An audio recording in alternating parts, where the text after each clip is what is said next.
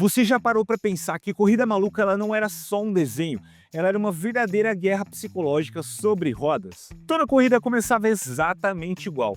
Um monte de carros absurdos, pilotos ainda mais malucos, mas todo mundo sabia que só tinha um vilão de verdade. E o mais curioso é que esse vilão nunca ganhou sequer uma corrida em todos os episódios. Hoje você vai descobrir todos os segredos, curiosidades, personagens icônicos e bastidores do desenho que marcou gerações e que até hoje ele é lembrado como uma das ideias mais brilhantes, mais geniais de toda a história da animação.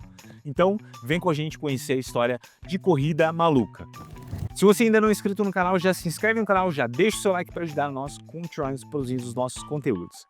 Corrida Maluca ele estreou em 1968 e ele foi criado pelos lendários William Hanna e Joseph Barbera, os mesmos gênios por trás de Tom e Jerry, Flintstones e Scooby-Doo. Naquela época, a televisão americana estava mudando um pouquinho. Os desenhos eles não queriam mais só entreter as crianças, eles queriam criar personagens que ficassem gravados na memória, que eles fossem fáceis de reconhecer e impossíveis das crianças esquecerem. E foi exatamente isso que a Corrida Maluca ela fez. A proposta ela era muito simples, mas ela era genial. Era uma grande corrida automobilística com 11 pilotos, cada um com um carro mais absurdo e mais maluco do que o outro, disputando provas completamente caóticas. Mas por trás de toda essa narrativa simples, dessa simplicidade, ela havia uma sacada narrativa muito brilhante. A grande sacada é que toda a Corrida Maluca não era sobre ganhar a corrida. Diferente de qualquer desenho da época, Corrida Maluca ele não se importava com quem vencia. O foco real era a personalidade daqueles personagens, os conflitos, o humor físico, as frustrações e aquela repetição estratégica.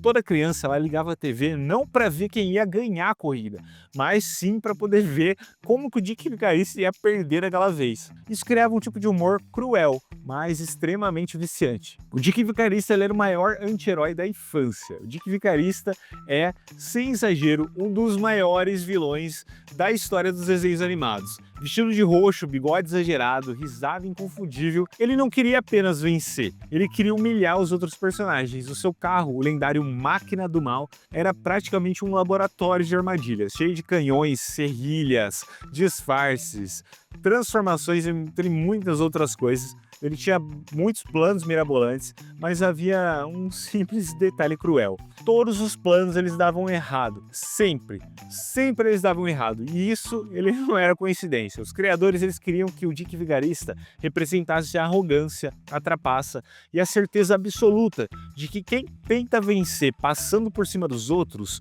ele acaba se perdendo sozinho, acaba perdendo sozinho. O Muttley, o cão que roubava a cena. Ao lado do Dick Vigarista estava o Muttley, provavelmente o cachorro mais icônico dos desenhos animados. Atrás do Scooby-Doo. O Muttley ele não precisava falar, ele só ria. E aquela risada era uma mistura de deboche, ironia e prazer em ver o próprio chefe do mal fracassar. Uma curiosidade importante, o Muttley ele era mais popular do que o próprio Dick Vigarista, tanto que ele apareceu em diversos outros desenhos depois, como Máquinas Voadoras, Esquadrilha da Fumaça, diversos crossovers do Hanna-Barbera. O Muttley ele virou um símbolo silencioso do espectador, aquele símbolo que a gente sabia que as coisas iam dar errado e ia acabar rindo junto com o Muttley. Agora a gente vai falar um pouquinho dos outros competidores, porque Corrida Maluca não tinha sequer um figurante. Penélope Charmosa, ícone absoluto e elegância educada, ela sempre gentil, mas secretamente ela era muito esperta e muito mais esperta do que parecia. Uma curiosidade é que a Penélope ela virou símbolo feminino de força numa época em que isso era raríssimo nos desenhos animados. Irmãos Rocha, aquele carro de pedra, eles eram brutalidade pura. Eles não eram rápidos nem inteligentes, mas eles compensavam tudo isso na força bruta. Professor Aéreo, o típico gênio distraído, ele sempre estava inventando alguma coisa e ele sempre se atrapalhava. O Barão Vermelho, um vilão dentro de outro vilão. Ele pilotava como se estivesse numa guerra aérea, mesmo estando dirigindo no chão.